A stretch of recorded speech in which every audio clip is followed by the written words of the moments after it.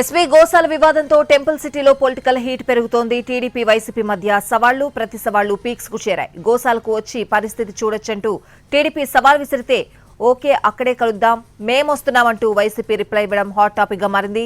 దీంతో ఇవాళ ఎస్వీ గోశాలలో ఏం జరుగుతుందా అనే టెన్షన్ పెరుగుతోంది. పొలిటికల్ హీట్ పెరిగిపోతోంది. టీటీడీ ఆధ్వర్యంలో నిర్వహించే ఎస్వీ గోశాలలో వందలాది గోవులు మృతి చెందాయంటూ టీటీడీ మాజీ చైర్మన్ వైఎస్ఆర్ కాంగ్రెస్ పార్టీ నేత భూమన కరుణాకర్ రెడ్డి చేసిన ఆరోపణలపై దుమారం రేగింది. అదే స్థాయిలో అధికార పక్షం కౌంటర్ అటాక్కు దిగింది. అయితే వైసీపీ హయాంలోనే అవినీతి అక్రమాలు జరిగాయంటూ విజిలెన్స్ రిపోర్ట్ బయటపెట్టింది టీడీపీ. 100 గోవులు చనిపోయాయని వైసీపీ నేతలు అసత్య ప్రచారం చేశారని, ఫేక్ ఫోటోలతో టీటీడీ ప్రతిష్ట దెబ్బతీసేలా కుట్రలు పన్నుతోందంటూ ఆగ్రహం వ్యక్తం చేశారు. భూమనపై కేసు నమోదు చేయాలని ఫిర్యాదు చేశారు టీటీడీ బోర్డు సభ్యుడు భానుప్రకాష్ రెడ్డి. అయితే గోవుల మృతిపై విచారణ జరిపించాలని ప్రభుత్వంపై వైసీపీ ఒత్తిడి పెంచుతూనే ఉంది.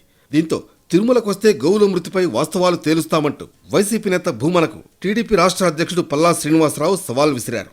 ఆ తర్వాత కౌంట్ డౌన్ ప్రారంభం.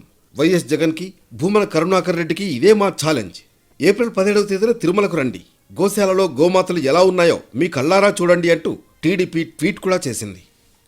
ఈ ట్వీట్కు స్పందించిన భూమన టీడీపీ ఛాలెంజ్ను స్వీకరిస్తున్నట్లు స్పష్టం చేశారు. 43 గోవులు మృతి చెందాయంటూ టీటీడీఓ శ్యామలరావు చెప్పిన మాటలను గుర్తు చేసిన భూమన 10 గంటలకు గోశాలకు వస్తున్నా అంటూ ప్రతి సవాల్ విసిరారు. అటు టీడీపీ ఇటు వైసీపీ తిరుపతి గోశాల విషయంలో సవాళ్లు ప్రతి సవాళ్లు విసురుకుంటున్నారు. దీంతో ఇవాళ ఉదయం 10 గంటలకు గోశాల వేదికగా ఏం జరగబోతోందా అనే టెన్షన్ పెరుగుతోంది.